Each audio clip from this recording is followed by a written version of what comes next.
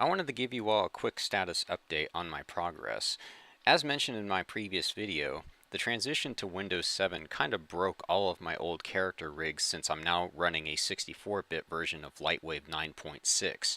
Instead of going to a dark corner and cutting myself while devouring ice cream laced with crushed Butterfinger candy bars and chocolate pretzels, I decided to consider this mishap an opportunity to rethink my rigs and really focus on deciding which aspects of the old rig were most useful and which were not.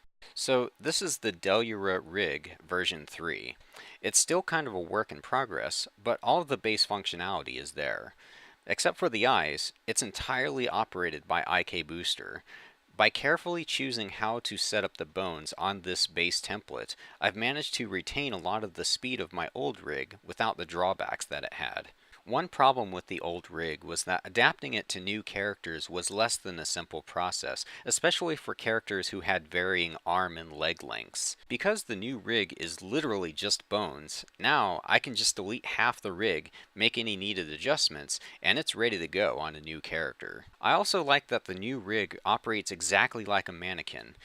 Every movement that I do is kind of like if you were reaching out, grabbing a character, and nudging them into a pose. It feels way more natural this way. One other significant change is that I have employed a facial control panel which can be toggled on or off. This panel also adapts to my new characters as long as they share the same naming conventions. I mainly avoided doing this kind of setup previously because my old system was too slow for it.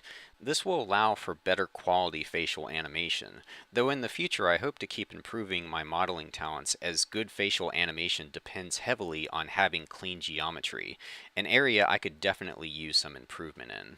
That's it for now. I can't wait to get Delura's content rolling again. It's just a matter of putting the final touches on this rig, and then it's on to building more props and characters.